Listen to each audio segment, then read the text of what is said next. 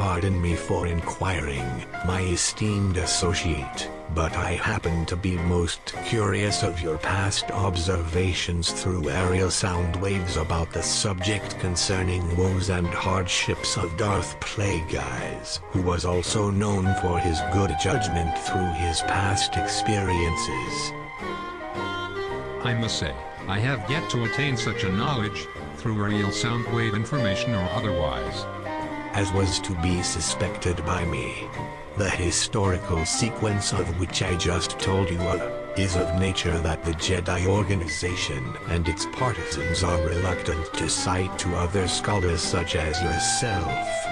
In fact, the sequence is describing plausible yet extraordinary events that the Sith Constitution finds especially engaging.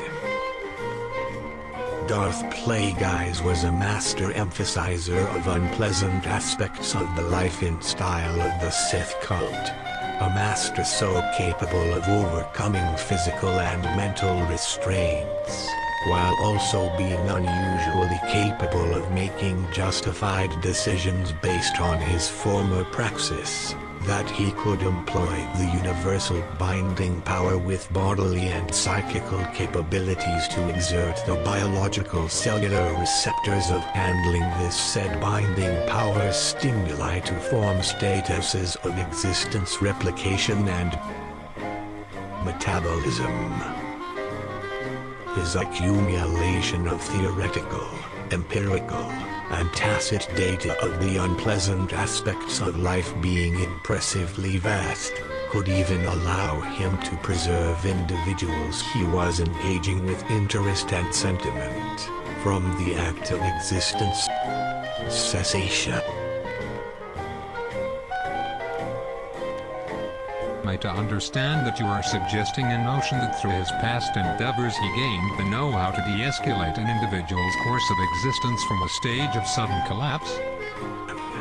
The immoral and spiritually lightless path of the universal binding power is a course to be taken to attain numerous of spiritual and corporal vigors, viewed by certain number of individuals to be against the existing and evolving constructs of the ecosystem. My interest to this story has developed to a higher level of investment, so I'm obliged to ask his further undertakings to keep this moment compelling. His personal feats and capabilities advanced so tremendous amount. His singular phobia was only induced by, yes, you've deduced it by listening to me earlier, imagining to cease this said potency in handling the universal binding power to whatever source, which in due time he indeed ceased this said incorporeal and tangible effectiveness. In a manner that inspires and deserves regret, he passed all of his personal assortment of data to his fledgling practitioner of same crafts as him. Then this same neophyte rendered his instructor void, during his state of reduced consciousness.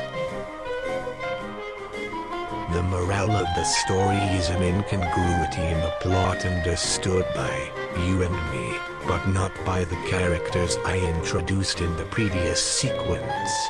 He could emancipate people apart from him from bereavement, but he was unable to extricate himself from it.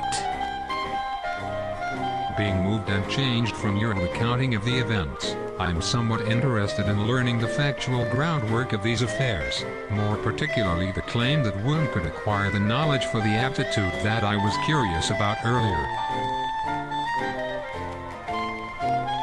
In such a way as to conclude my anterior sayings, and to prove a point, I must make personal conflict for you to overcome, because the mentioned aptitude is in fact unattainable for the Jedi denomination and its craftsmen, which you happen to represent.